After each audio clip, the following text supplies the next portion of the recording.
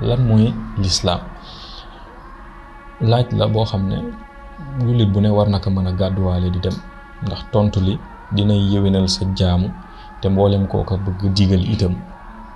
mën na laa yombal nga xam li nga koy sa lu mu doon. hadis ñëw na si sallallahu alayhi wa sallam di ko wax ci hadis Jibril ñëpp lu ñu siiwee la lu ñu xam la bu mu koy laaj maal iman maal ihsaan maal islaam du ma dugg si nas bi ngir bañ a guddal waaye tontu li rek laa bëgg a jële foofu mooy ne mbaar la moo xam ne mooy kiiraayu jullit bi moo denc ak jàmmam moo denc ak dalam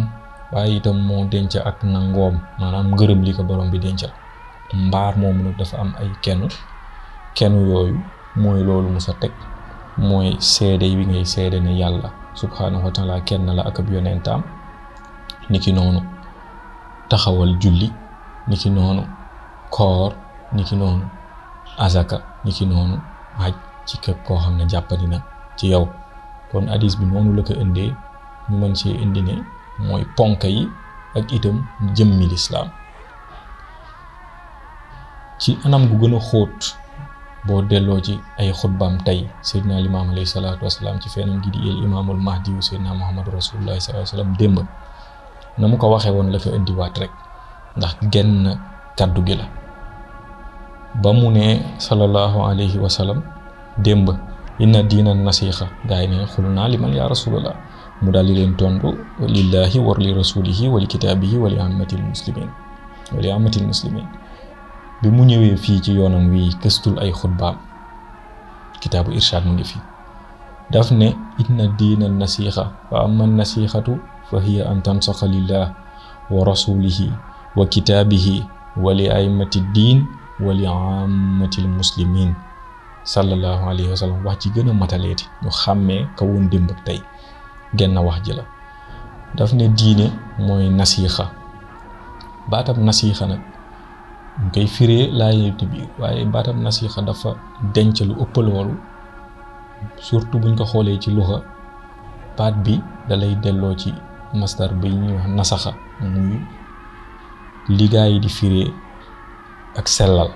ci biir ndax dañ koy jëfandikoo ci setal mbir dindi ay ayib yu nekk ci mbir comme avancé lu mel ni lem buñ nee setal nañ ko mooy ne nasaxa fa kullu shay'in xalasa faxat nasaxa naka borom nihaaya indee mooy ne zul nusxi al muxlisu fi nusxihi noonu la ko moojawul maani indee si aljaami ñu mën kaa déggee ni kon baat bi mu jëfandikoo ko ci neen sallallahu alayhi wa sallam lépp lu mu def am na lu tax lépp lu mu wax borom bee ko wax la kon nasiixa ak sellal la lay yóbbu maanaam setal mbir ci mbooleem ayib yu ca mën a ne lépp loo xam ne ak gàkk-gàkk la gu si mën a ne nga dindi ko ca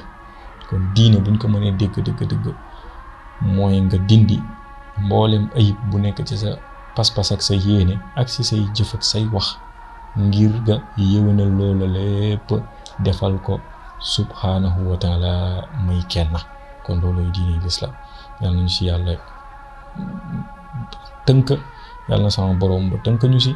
jubal ñu wa axiru daawaana alhamdulillahi rabbil alamin